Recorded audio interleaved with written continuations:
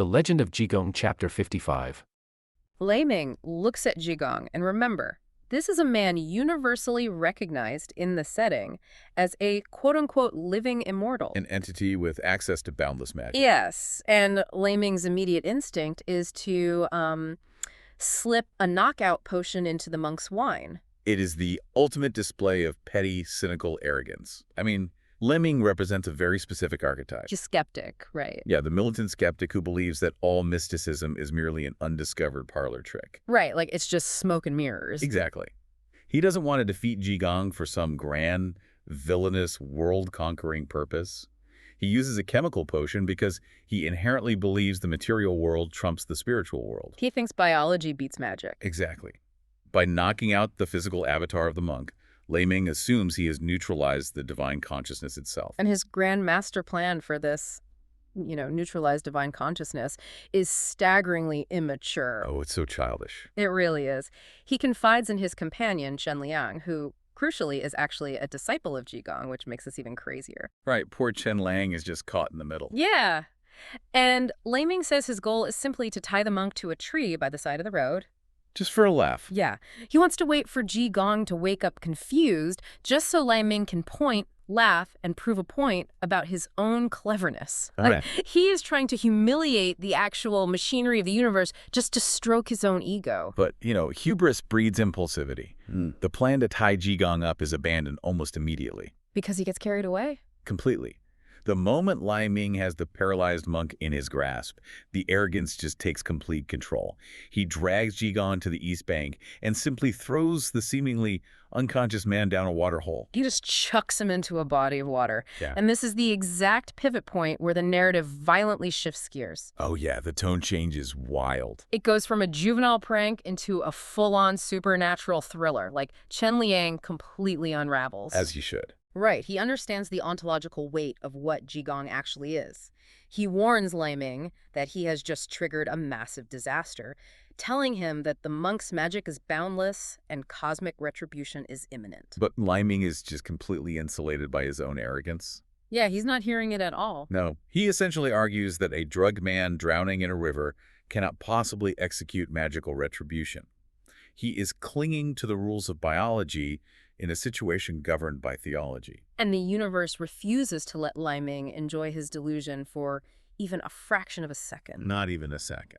As Chen Liang is literally in the middle of his panic attack, the surface of the water breaks, and Jigong doesn't dramatically levitate or summon a storm or anything. No, that would be too conventional. Right, he just pops half his body out of the water, grinning wildly and baring his teeth. It's an incredible visual. It genuinely operates on the mechanics of a jump scare in a modern horror movie. Oh, totally. Like when the monster you thought you drowned in the bathtub suddenly shoots its hand out of the water. Yes, exactly like that. Lei Ming and Chen Liang immediately break. They abandon all logic. They just turn and flee for miles toward a dirt mound. But Jigong does not pursue them with a sword or a blast of energy or anything physical. No, instead he initiates a campaign of pure psychological warfare. It's so creepy. He projects his voice to the men, putting on basically a one-man theatrical production of a vengeful ghost. And the ghost monologue is a brilliant tactical maneuver. I mean, Jigong projects this booming, echoing voice, loudly complaining to the cosmos that he died a wrongful, bitter death. But the details he complains about are hilarious. They really are. He specifically complains about the bureaucracy of the afterlife. He claims he went down to see the king of hell, but the underworld administration wouldn't process his soul. Like it's the DMV or something. Right. And he claims he traveled to the Four Seas to visit the Dragon King, but the Dragon King was basically out of the office. I used to wait on vacation. Yeah, but the absolute best detail is when he claims the River Patrol demon inspected his soul and decided he was simply too dirty to be allowed in the river. So they kicked him out. Yeah, they literally kicked him out. He yells, the big temples won't take me, the small temples won't keep me, I died so bitterly. He is completely mocking the entire concept of cosmic order. He really is. But then the monologue abruptly shifts from absurd comedy into pure menace. The tone drop is terrifying. Yeah, the voice drops the humor and just announces, I am quietly waiting for the people who murdered me. We are enemies, and I am going to strangle them to death. Consider the psychological mechanism at play here, Jigong is using Lei Ming's own flawed framework against him. How do you mean? Well, Lei Ming believed he committed a murder. Mm. right? So Jigong adopts the persona of the murdered victim to maximize the guilt and the mortal terror. Oh, that makes total sense. Yeah, when Lei Ming and Chen Liang finally glance back and realize it isn't some invisible spirit, but the physical grinning form of Jigong just standing there, their minds essentially fracture. And this initiates the chase sequence. And I find the physics of this chase deeply, deeply unsettling. Because it's not a normal pursuit at all. No. Lei Ming and Chen Liang are sprinting through the dark woods, lungs burning, absolute panic setting in. And behind them, they hear the sound of Jigong's straw sandals. Just that scuff, scuff, scuff. Yes. But here is the mechanism of the terror. The sound is perfectly mathematically synced to their own exertion. Is the worst part. If they sprint, the scuffing speeds up to match. If they jog, the scuffing slows down. It is the manifestation of an inescapable rhythm of dread. I mean, what Jigong is demonstrating here is absolute, effortless control over space and time. He's not actually running, is he? No, he isn't physically running and struggling to keep pace. He is utilizing a localized manipulation of reality to ensure he is simply a constant, omnipresent variable in their environment. Wow. It proves to Lei Ming that his physical exertion, his running, is entirely meaningless. You cannot outrun a concept. You really can't. And they push themselves to the absolute brink of human endurance. They run for miles until the sound of the sandals finally fades. They think they're safe. Right. They collapse in a patch of woods, drenched in sweat, believing they have finally broken the pursuit. And what happens? The ultimate jump scare. Yeah, the moment they stop panting, a voice from the darkness casually says, "You just arrived. Jigong is already there, just waiting for them." It is the ultimate subversion of linear space. Yeah. And this breaks their psychological resilience entirely. I would lose my mind. Oh, anyone would. Driven by pure adrenaline and irrational panic, they turn around and sprint all the way back to the original dirt mound. But upon arrival, Jigong is already standing on the mound, cheerfully announcing, "Just arrived." And they repeat this cycle 6 times. This time. 6 full, agonizing sprints back and forth between the woods and the mound. It is exactly like running on a cosmic treadmill. The universe is literally letting you expend all your energy just to prove that you are going absolutely nowhere. Exactly. Yeah. And eventually, Lei Ming's physical vessel completely gives out. He is exhausted beyond measure. And in a last, desperate, completely irrational act, he attempts to climb a tree to hide. Which is such a bad idea. He gets halfway up the trunk, clinging to the bark, and Jigong's voice drifts down from the branches above him, saying, "Where do you think you're running to?" This is the moment the psychological torture transitions into the physical punishment phase. Okay, yes, let's talk about the punishment. The mechanism of this punishment requires careful analysis. Jigong points a single finger at Lei Ming and utilizes what the Lord describes as a mind-fixing magic. So, essentially a freezing spell. Right, he locks Lei Ming's body to the tree. So we need to understand how this magic actually works. Is he turning him to stone, or is it something else? Within the context of traditional Chinese mysticism, this kind of paralysis isn't about turning flesh to stone like a gorgon. It is the manipulation of qi, the vital energy that flows through the body's meridians. Jigong is essentially pinching the cosmic nerve that allows Lei Ming's consciousness to communicate with his motor functions. So she's trapped in his own body. Exactly. The mind remains completely active, hyper-aware, and terrified, but the physical vessel is entirely locked.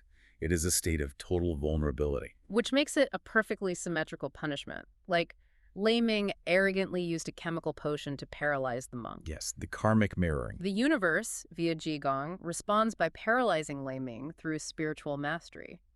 But the actual sentence he hands down is the truly wild part. Oh, it's brutal. Jigong climbs down from the tree and explicitly states, "I won't beat you, I won't curse you, I'll just summon scorpions to bite you."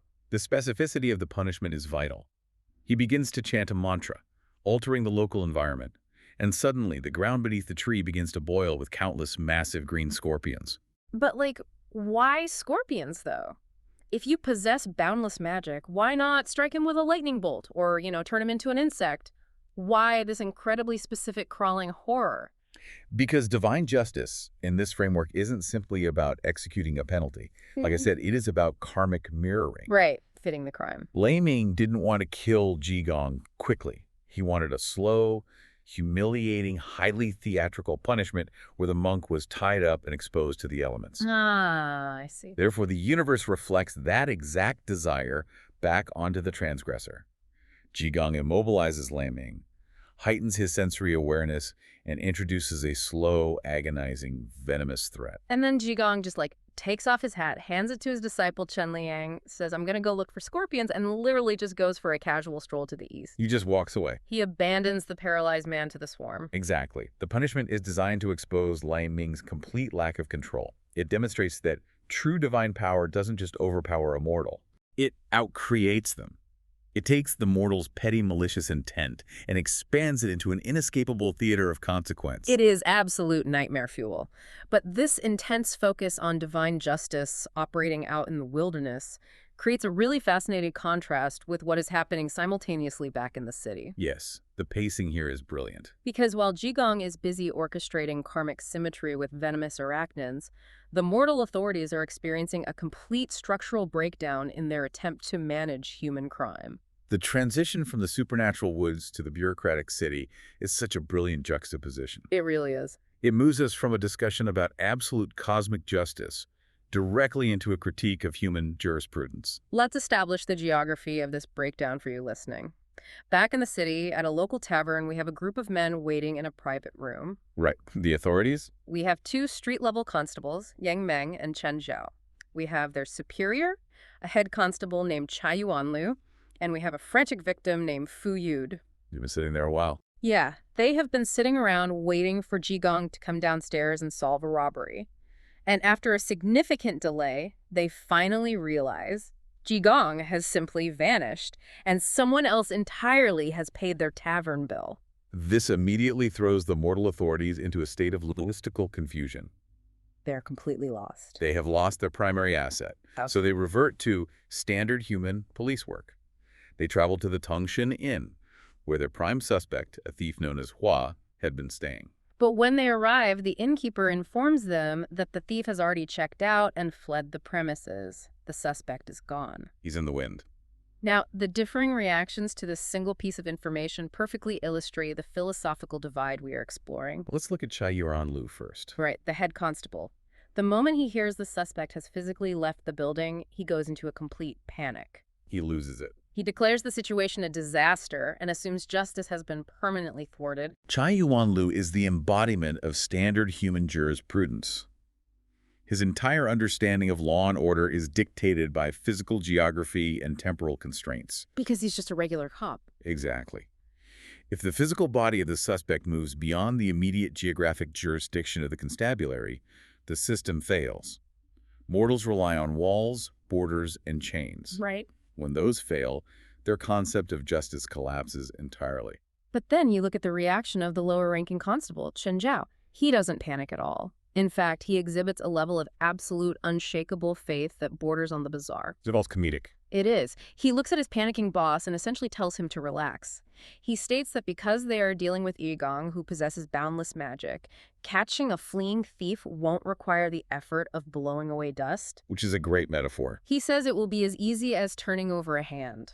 He is so unbothered that he casually suggests they just stroll over to a different hotel, the Tianxing Inn, and see what happens there. Chen Xiao's reaction represents a profound cognitive shift. How so? Well, he has successfully internalized the reality of existing in a world where a living Buddha actively participates in local affairs. He gets it. He recognizes that concepts like fleeing the scene or crossing city limits are completely irrelevant to an entity that can manipulate the fabric of reality.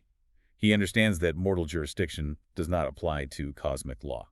But, this raises a massive logistical question for me. What's that? If Chen Xiao is correct, and we know from the Scorpion incident that he is absolutely correct, why do he and Chai Yuanlu even have jobs? That is the big question. If you live in a society where a ragged monk can solve crimes with literal magic, what is the point of a mortal police force?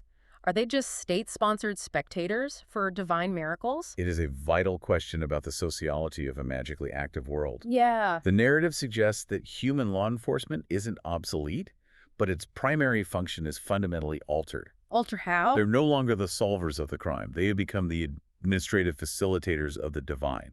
Like administrative assistance for cosmic detective? Precisely. You have to consider the bureaucratic needs of human society. Even if a living Buddha balances the karmic scales, the human magistrate still needs a signed confession. Right, the paperwork. The local ledger still needs to be updated.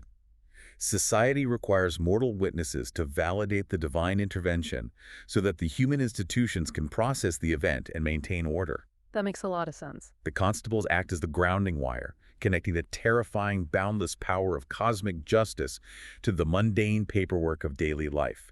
They bridge the gap between human anxiety and divine resolution. That reframing makes perfect sense. They are the earthly logistics team, and their blind reliance on Jigong's inevitable intervention leads this logistics team directly to the Tianxing Inn. Which is a huge turning point.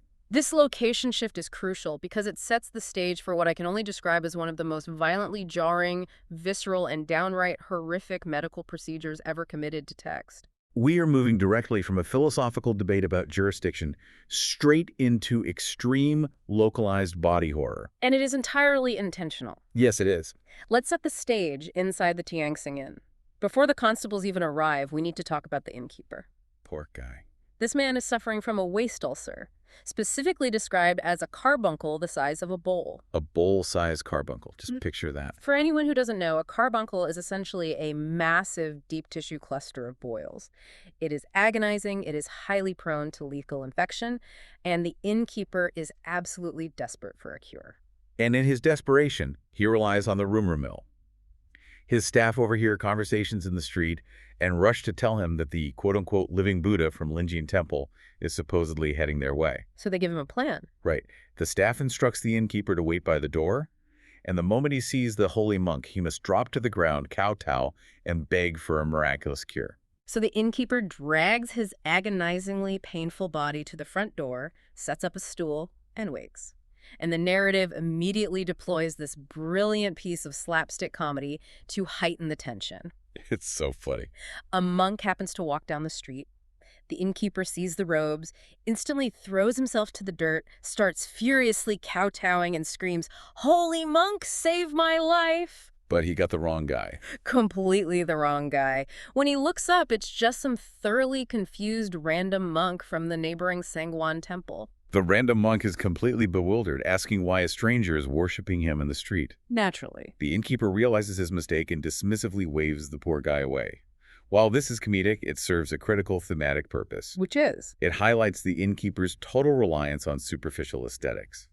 He is anticipating a savior, so he assigns divine authority to the very first person he sees wearing the standard, commercially accepted uniform of holiness. He is judging the book entirely by its mass market cover. Exactly. Which makes his reaction to the actual arrival of Jigong so incredibly ironic. Because when Jigong finally strolls up to the inn, he does not look like a savior. Not at all. He is impoverished, covered in dirt, and his robes are completely tattered. He walks up to the desk and simply asks if there are any vacant rooms. And the innkeeper, who was literally just worshiping the dirt at the feet of a random passerby because he wore clean robes, looks at this filthy beggar and completely snubs him. Just dismisses him entirely. He haughtily informs Jigong that this is a large inn, the clear implication being that they do not serve vagrants. The superficiality is blinding him to his own salvation. And Jigong's reaction to being snubbed is not to offer a gentle parable about judging appearances. No, Jigong doesn't do gentle parables. His reaction is swift, terrifying, and shockingly violent. Jigong waits for the innkeeper to turn his head away, winds up, and delivers a brutal, unannounced punch directly into the bowl-sized carbuncle on the man's waist. The mechanical description of this event in the lore is not sanitized. Not even a little bit. It is designed to induce a visceral reaction in the audience. It is incredibly graphic. The text explicitly describes pus and dark blood spraying everywhere. Everywhere. The blood flows nonstop onto the floor.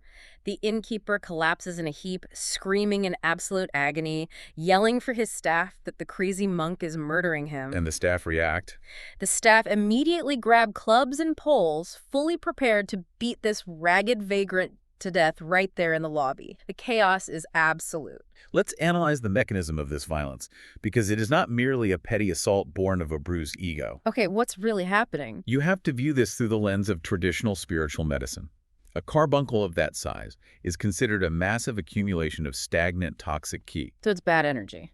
Yes, it is a physical manifestation of corruption. The violent punch serves a dual purpose. It's an ontological shock, right? Exactly. Psychologically, it instantly shatters the innkeeper's arrogant, superficial ego. You cannot maintain a haughty air of superiority when you are screaming and bleeding on the floorboards. Yeah, that ego is gone. You are reduced to your most basic, vulnerable state.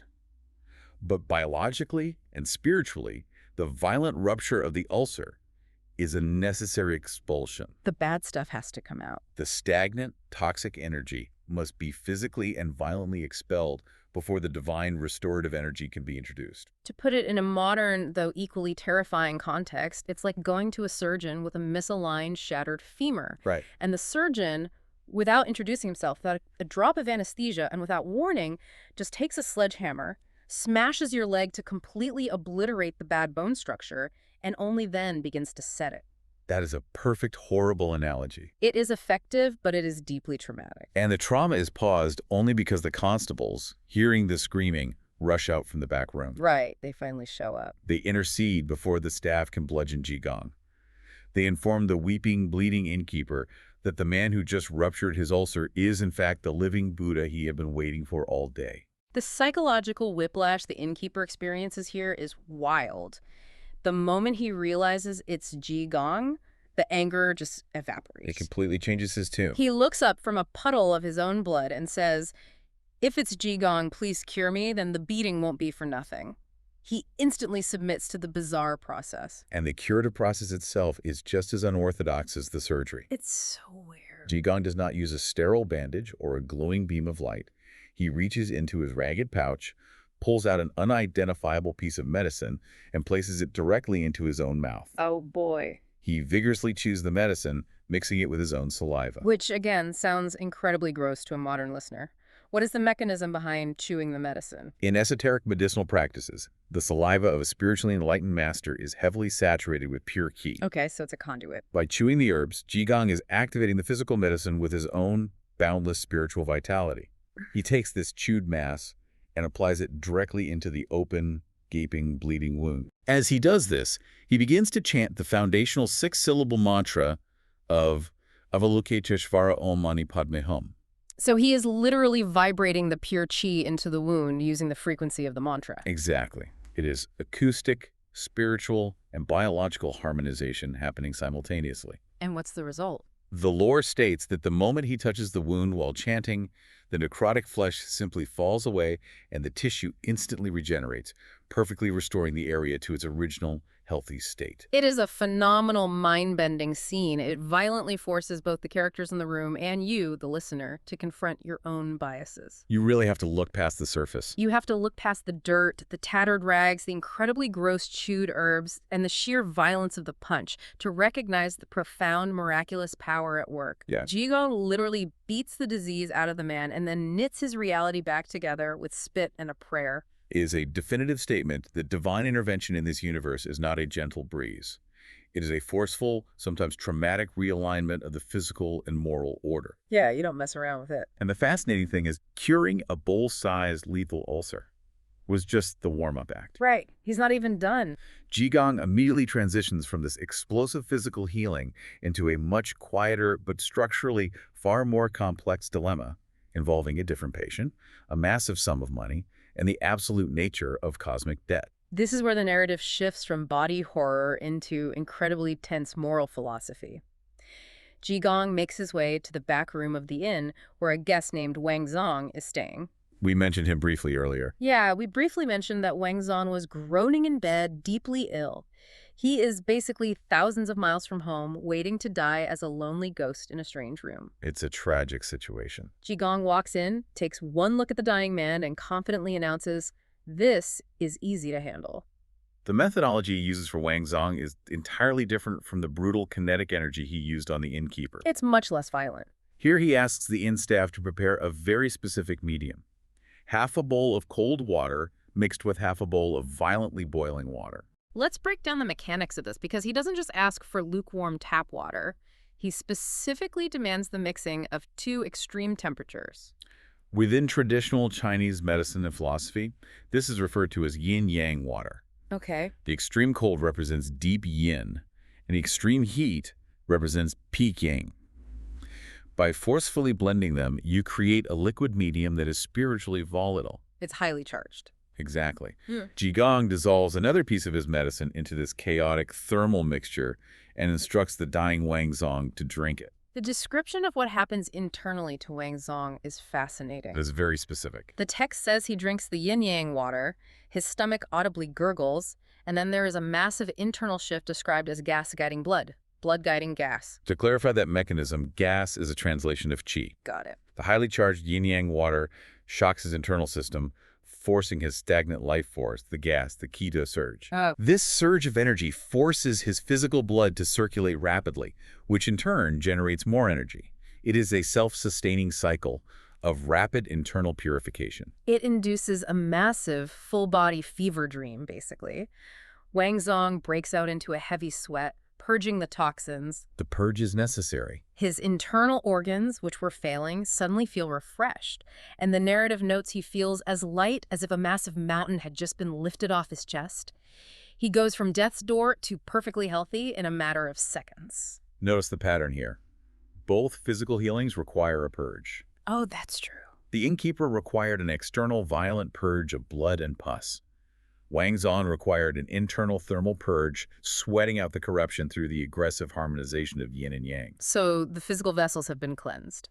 But now, the narrative takes a sharp, unexpected turn. Yeah, it does. Having solved the biological crises, Jigong is immediately confronted with a crisis of economics and karmic legality. And this is where the story gets incredibly tense. We have to bring Fu Yud back into the spotlight. Our victim. Remember the victim who is traveling with the constables?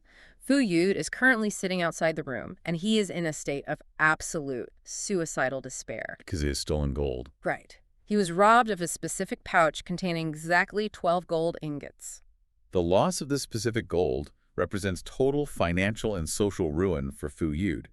His life, as he understands it, is functionally over. It's awful. The constables are standing around explaining this tragic backstory to the newly cured Wang Zong. And Wang Zong, who is currently riding the ultimate high of having just been snatched back from the brink of death, decides to perform an act of massive, overwhelming generosity. He wants to pay it forward. He is rich, he is grateful, and he wants to balance the scales. He calls the suicidal Fu Yud into the room and makes an incredible offer. He says, I will give you 600 taels of silver today. We need to contextualize that amount for you. 600 taels of silver is an astronomical sum. A fortune. And it happens to be the exact equivalent exchange value of the 12 stolen gold ingots.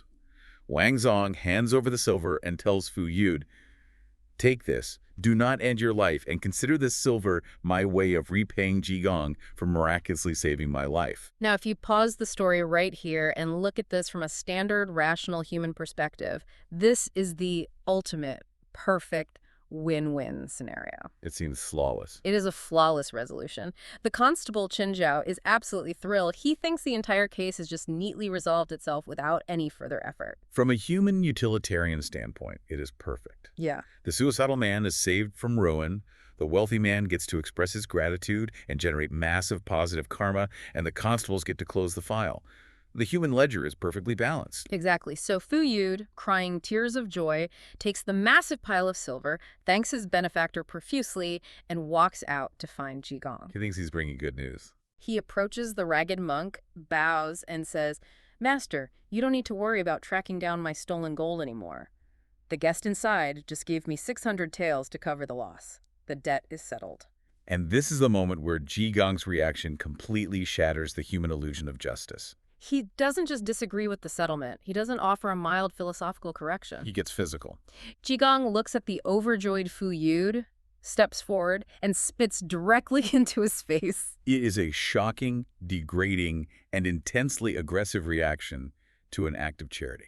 He spits on him and yells, You really have no foundation. If I can't find your 12 gold ingots, you just take some stranger's silver. Do you even know this person? To understand why Jigong reacts with such violent disgust, we must deeply analyze the difference between human fiat economics and absolute cosmic justice. They are not the same thing. For mortals, justice is usually about making the victim whole. If the victim's bank account is replenished, regardless of the source, The human justice system considers the problem solved. The symptoms of the crime are treated, so the crime is ignored. Exactly. But I have to push back here because it feels incredibly cruel. It does feel cruel initially. Wang Zong is extremely wealthy. Parting with the silver doesn't hurt him. Fu Yud is literally saved from committing suicide. Why is Jigong so fiercely offended by a genuinely good deed? That's a fair question. Why does he care whose money covers the debt as long as the victim survives? Because accepting a wealthy bystander's money to cover a thief's crime does not solve the cosmic imbalance. It is essentially karmic money laundering. Oh, wow. Karmic money laundering. Think about the underlying mechanics of what just happened. If Fu Yud walks away happy with Wang Zong's silver, what happens to the actual thief? The thief just gets away with the gold. Precisely. The thief escapes unpunished, holding stolen karma. Furthermore, Wang Zong is attempting to use his wealth to buy his way out of a life debt he owes directly to Jigong. Right. Jigong asking, "Do you even know this person?" highlights the absolute absurdity of mixing these karmic ledgers. That fundamentally changes how we view karma in this universe. It's not a generic bank account where you can just transfer funds from one person to another to cover an overdraft. No, it's highly specific. It is a specific, non-fungible chain of custody. That is an excellent way to phrase it. Wang Zong owes his life to the divine, not to Fu Yud. Fu Yud is owed a debt by a specific thief, not by Wang Zong. So they can't just cancel each other out. By accepting the silver, Fu Yud is taking a cowardly shortcut out of his own karmic trial, allowing a crime to go unpunished simply because he got paid off. So the spit was a wake-up call. Jigong's spit in the face is a violent, necessary rejection of that shortcut. It is a demand that reality be faced exactly as it is, without the soft padding of human financial workarounds. It's harsh. True. Absolute justice requires the restoration of the exact stolen items stripped directly from the hands of the actual guilty party. That is an incredibly strict, almost terrifyingly unyielding standard of morality. And it works. It snaps him out of it. It shames Fu Yud so deeply that the text notes his face flushes red and white. He immediately realizes the spiritual error, walks back into the room, and returns the 600 taels of silver. Which is hard to do. And suddenly he is plunged right back into suicidal despair. He thinks, I'm ruined again, I might as well just go die. But Jigong isn't going to let him die. He simply needed to aggressively clear the board of false human solutions because he is finally ready to execute actual, absolute cosmic justice. Which brings us to the grand reveal, a sequence that perfectly synthesizes the miraculous, the theatrical, and the deeply unsettling aspects of the monk's power. The tension in the inn is at its absolute peak.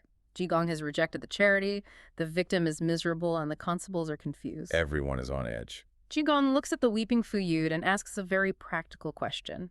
Do you know who actually stole your gold? And he does. Fu Yud nods and says, yes, it was a young man carrying a rope in the woods. And then, without any grand incantation, Jigong performs a localized manipulation of reality that leaves the human authorities entirely speechless. He calmly reaches up and lifts his tattered, filthy robe. And tied directly against his own bearskin is a silver pouch. Right there? Sticking clearly out of the top of that pouch are the exact, specific 12 missing gold ingots. The sheer impossibility of this image paralyzes the room. The constables are staring at a ragged vagrant who suddenly has a small fortune strapped to his chest. Like, how did it get there? When did he intercept the thief? The mechanism of teleportation here is effortless and completely unexplained to the mortals, maximizing its psychological impact. Jigong doesn't explain it. He just leans in and makes Fu Yud look closely at the pouch. Is this your silver pouch? And Fu Yud is stunned. He stammers, yes. Are these your 12 gold ingots? Yes. And then Jigong looks dead into the victim's eyes and asks the most terrifyingly calm, loaded question imaginable. This is the best part. Did I steal it? That question borders on psychological torture for a brief second. It forces the mortal to confront the terrifying power dynamic in the room. Because he could destroy him. Fu Yud is terrified because he recognizes that accusing a reality-warping living Buddha of petty street theft is a phenomenally quick way to invite catastrophic cosmic retaliation. Yeah, you don't want to do that. He stammers out, "I wouldn't dare say you stole it from me." But Jigong isn't playing a cruel trick just to watch the man sweat. He is simply setting the stage for the final act of this theatrical justice. The climax. He points his finger toward the street outside the inn and casually announces, look here, The person who stole the gold has arrived. And this is the moment the narrative firmly crosses over from a magical detective procedural into undeniable supernatural body horror. It really does. Everyone looks toward the street. Walking straight toward the Tianxing Inn is a young man wearing ordinary clothes, followed closely by a woman. Fu Yud instantly recognizes him and shouts, "That's him! That's the guy from the woods who took my pouch." But the chilling, horrifying detail that the narrative explicitly focuses on is the young man's eyes. This is the scary part. His eyes are completely glazed over. He is staring blankly straight ahead, marching mechanically directly into the inn.